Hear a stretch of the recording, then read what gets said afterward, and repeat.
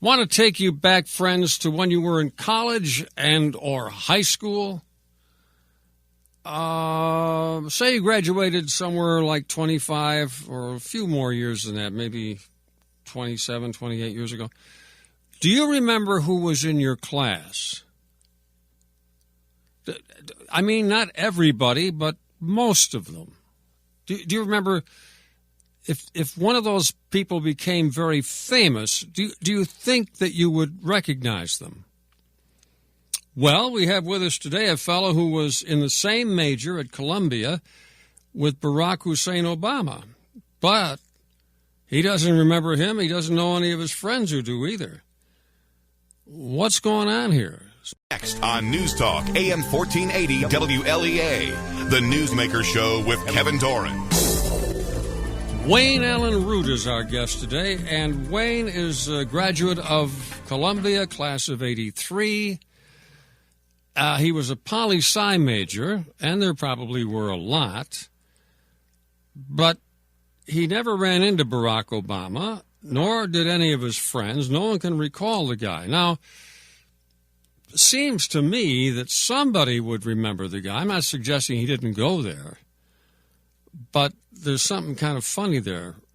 Wayne, you've looked at this for a couple of years now. What's your response? Well, first of all, you open this segment by teasing people and saying, if you went to college with someone famous, you'd remember them, wouldn't you? When we come back, we'll talk about that. Well, I thought you were talking about me. Aren't I the famous guy they all should remember? I didn't know you meant Obama. Come on. Fair enough.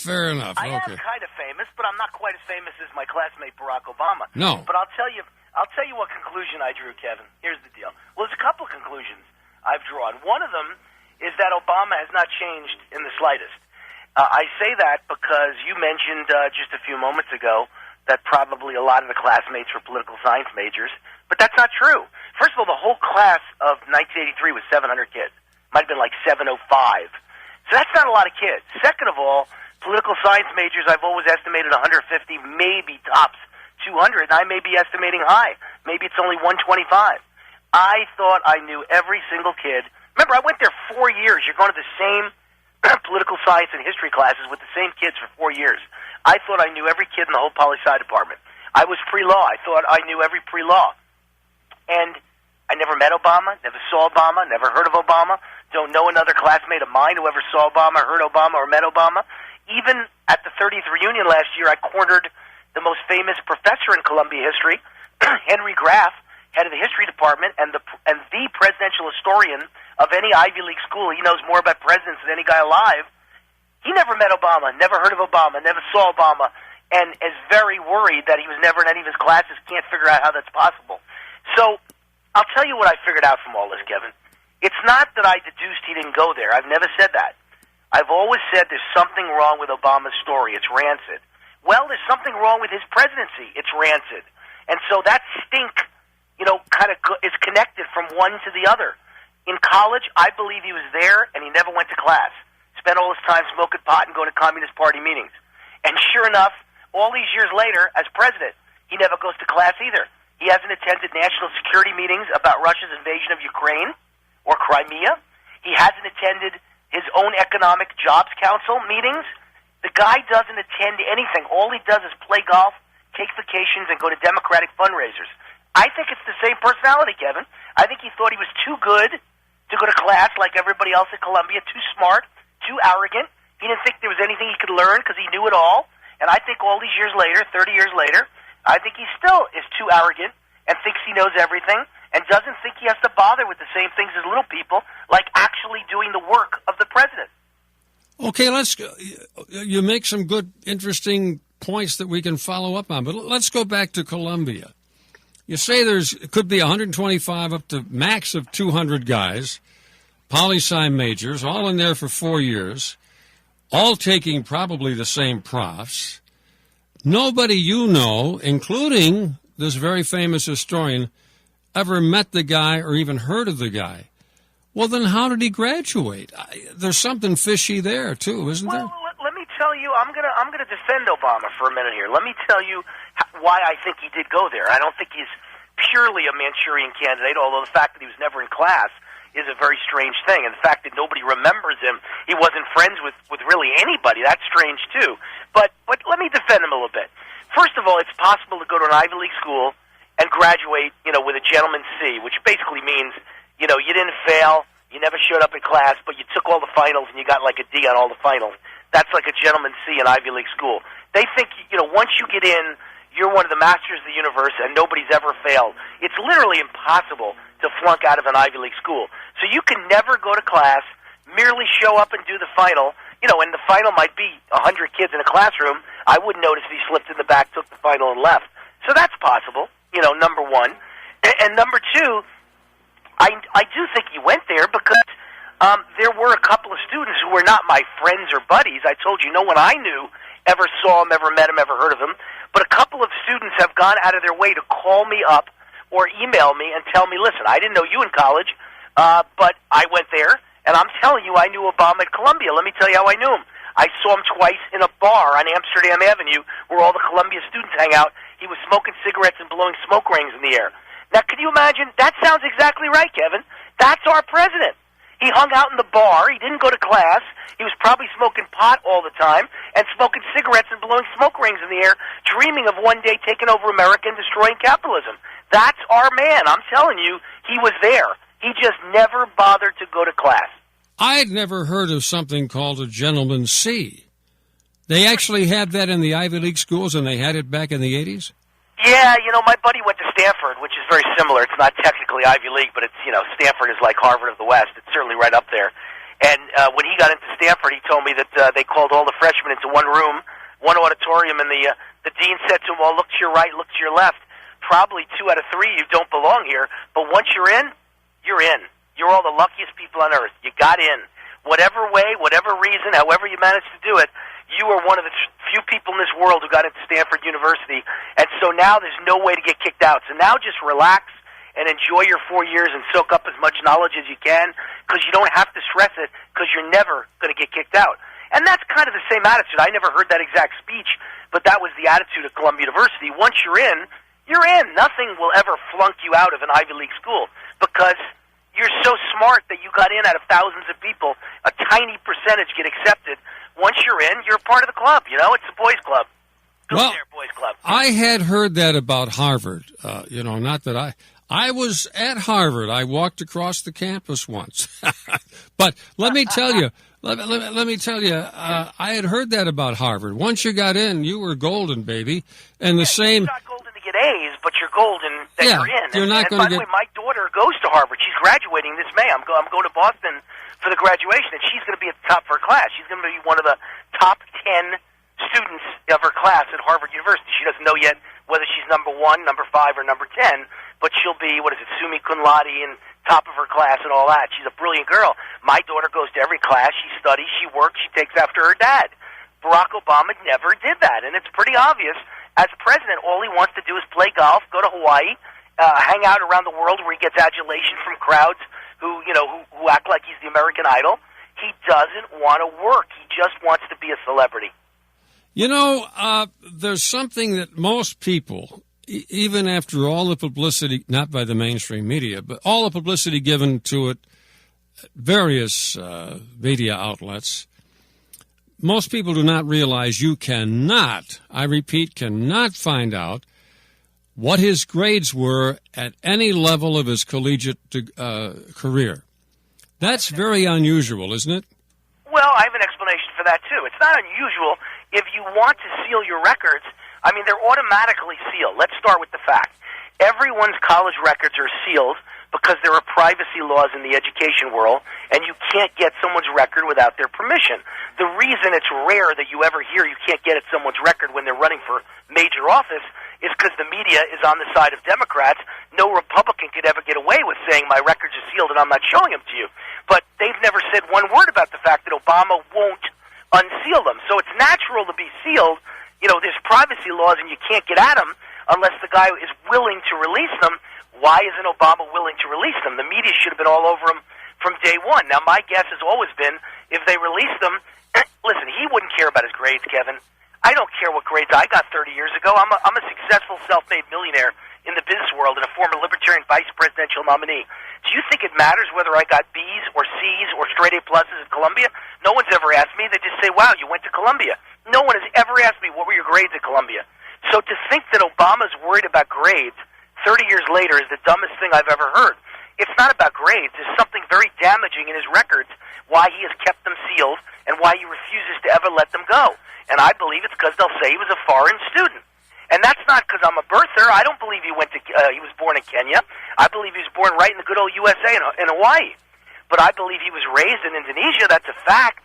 I don't need to say I believe it. It's a fact that he went with his mom to Indonesia, and I believe that's what he used as his edge to get into Columbia University when he had lousy grades in high school and lousy grades in Occidental. He was lazy. He was a pot smoker. He didn't go to class. No way he could have ever gotten into Columbia without claiming to be an Indonesian foreign student, which got him on a special fast track into Columbia University, who loves diversity. Well, now, there are records from other professors at the University of Chicago where he wasn't actually a professor there. I think he was an adjunct professor. Correct. And they described him as being very lazy. Does that fit your pattern?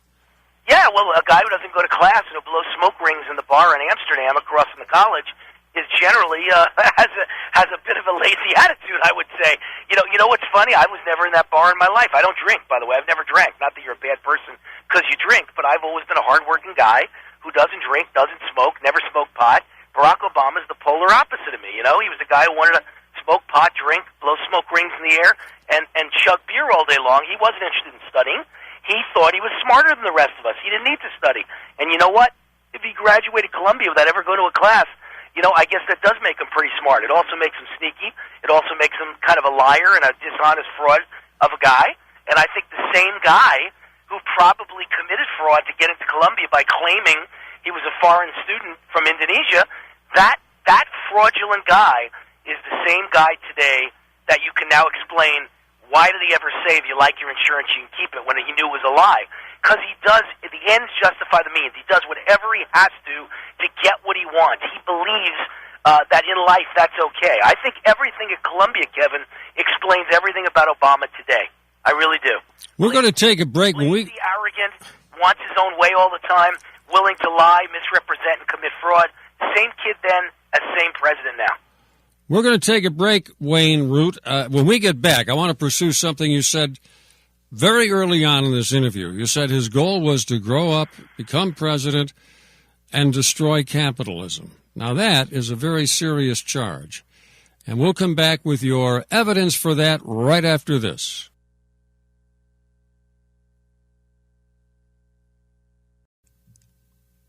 Okay, we're back on the Newsmaker Show with Wayne Root, self-made millionaire.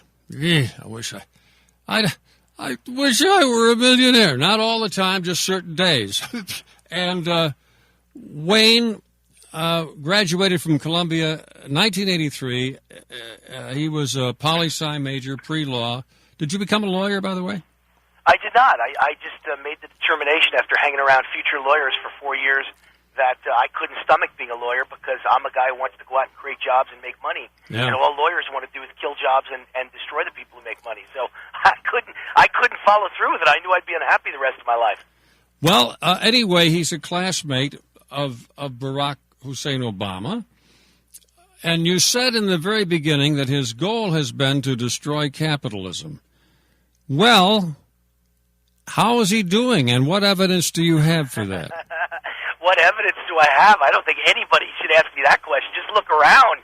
You don't need any evidence other than to look at America. I mean, I live in Vegas, you know, and even in Las Vegas, which is the tourist capital of the world and has 40 million tourists a year, even in Vegas, you drive around and every other block, every other strip mall has, 8 vacant stores next to one store still in business. I mean, I don't know what a person needs to do to prove that the economy is in shambles. There are no jobs, folks. There's 92 million working-age Americans no longer working. And so when you hear the unemployment is 7% and headed for 6%, that's the biggest lie ever told. Just like when you hear there's no inflation, biggest lie ever told. Does anybody buy health insurance? It's up dramatically because of Barack Obama. Food prices up dramatically. Heating oil up dramatically. Electric bills up dramatically. Everything you buy in the grocery store up dramatically. Beef, pork, chicken, you name it, up dramatically. So the reality is there's tremendous inflation, but the government tells you there's none, Kevin. And there's tremendous joblessness, but the government claims it's getting better. No, it's not. The more people that grow discouraged and drop off the list forever and stop looking for work, the better the unemployment number looks. So we have this crazy system where the worse it gets, the better it looks. If nobody's looking for a job anymore, they think it's 100% employment. It's the scariest thing I've ever seen. So, listen, in the last few days, let me give you the evidence. Just in the last 48 hours, I jotted down for you some things I saw in the news.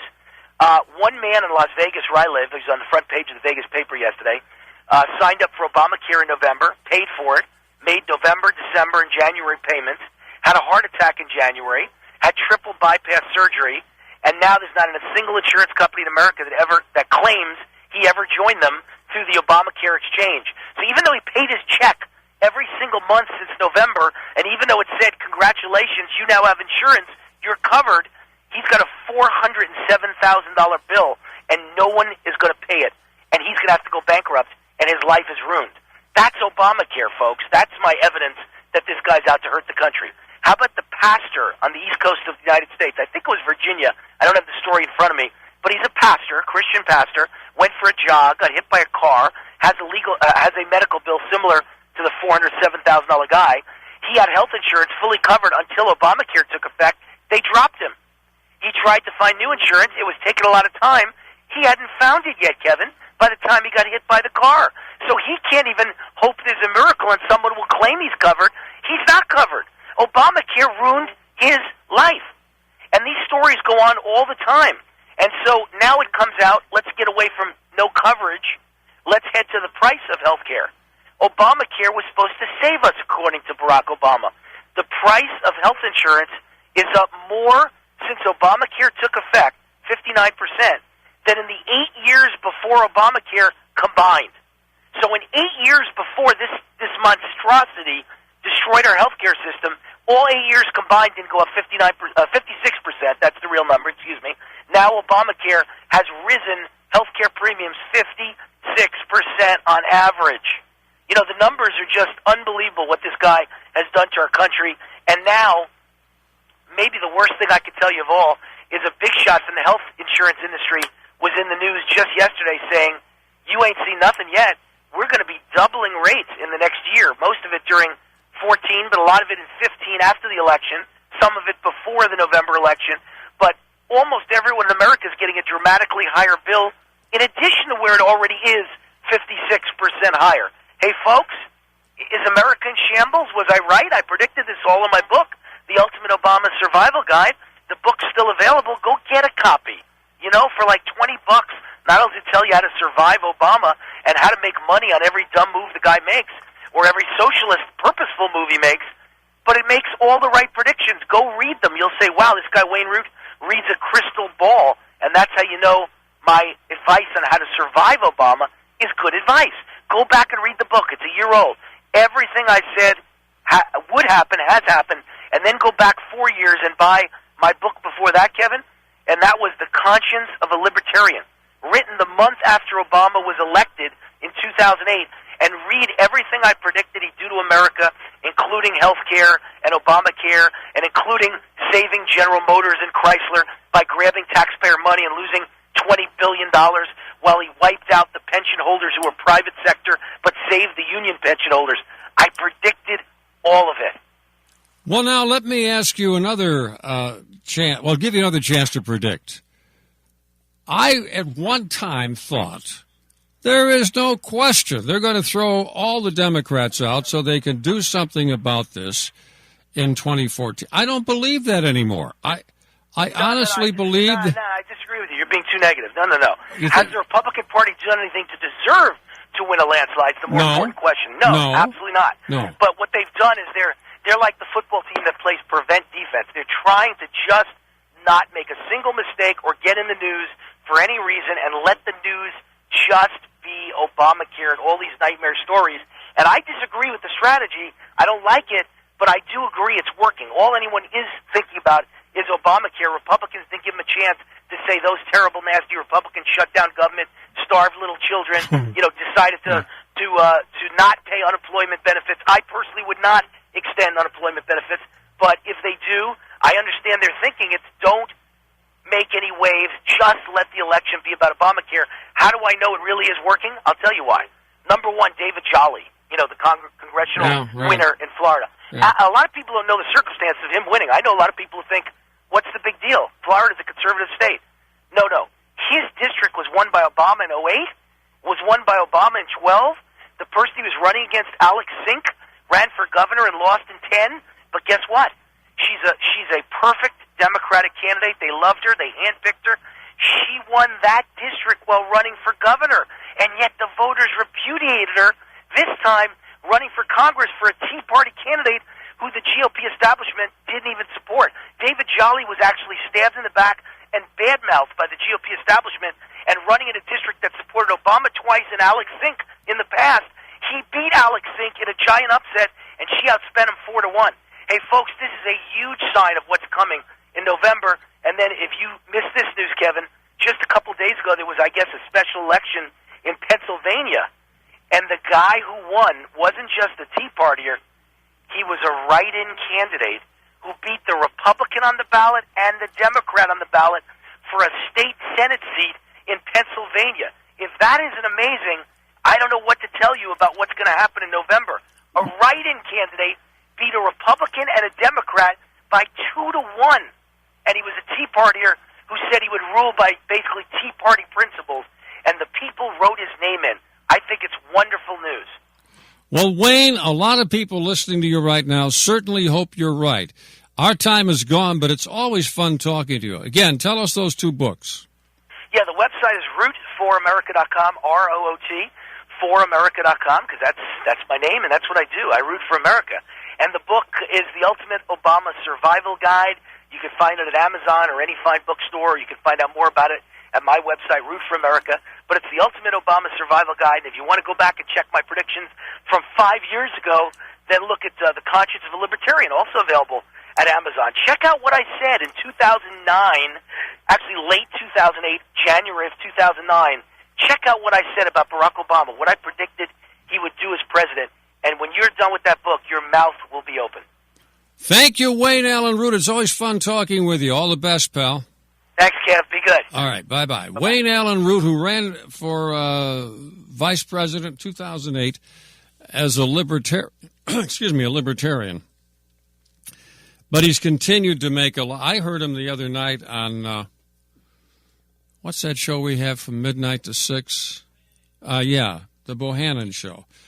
It was around 3 or 4 in the morning. I got up and got something to eat. And there he was. He's all over.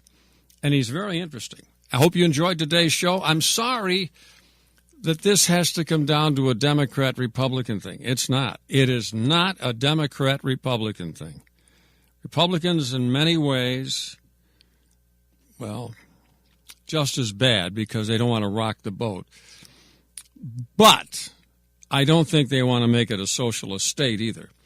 Okay, that's it for now. Stay tuned for NBC News, Fox News at the half hour, and in between a lot of news and information here on AM 1480 WLEA.